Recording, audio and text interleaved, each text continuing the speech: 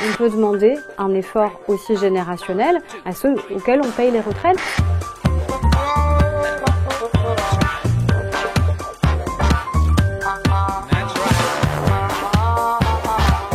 C'est une phrase qui est dangereuse parce qu'elle cherche à influencer l'opinion publique en faisant croire qu'il y a des privilégiés et que ceux qui travaillent aujourd'hui pour payer les retraites des inactifs sont exploités. Quand on est à la retraite, c'est plus compliqué de se déplacer, on a plus de problèmes de santé, les mutuelles coûtent plus cher. Il ne faut pas, sous couvert en fait d'une solidarité qu'on doit avoir, recréer de la précarité. Le scandale aussi d'ailleurs, c'est qu'on a de plus en plus de retraités qui sont en train de reprendre des petits boulots. En plus comme ça, on sait bien, on crée de la concurrence entre des jeunes actifs qui ont du mal à rentrer sur le marché du travail, d'une population active de milieu d'âge, on va dire, qui a du mal à conserver le sien, qui se bagarre, qui est mal payé, qui a des boulots de plus en plus précaires.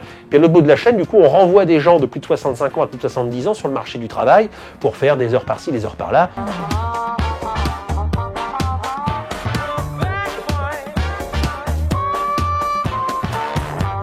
D'ailleurs, à l'instar du chômage, la retraite, c'est une cotisation. On cotise et on touche des choses en fonction de ce qu'on a cotisé. La preuve d'ailleurs, c'est qu'un cadre à 5 000 par mois, il n'a pas la même retraite qu'un smicard. Et donc, venir dire à des retraités, vous touchez trop, sous-entendu vous avez trop cotisé et il faut que vous en donniez une partie à l'État, c'est quand même assez scandaleux.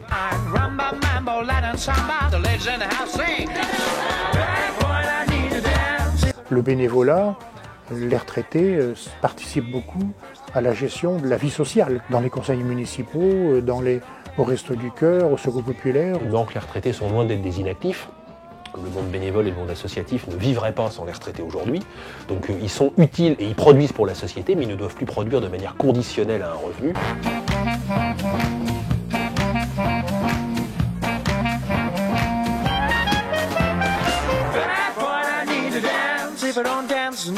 On est en train de détériorer les retraites par le report de l'âge légal de départ à la retraite et deuxièmement par le fait qu'on a besoin d'un nombre d'années de plus en plus important de travail pour avoir une retraite à taux plein. Je dirais, moi qui suis encore loin de la retraite, je fais partie d'une génération où on se dit quel droit à la retraite aura-t-on dans 20 ans, dans 25 ans, dans 30 ans, si tant est d'ailleurs qu'il y a encore un droit à la retraite qui existe. Allô, Homer.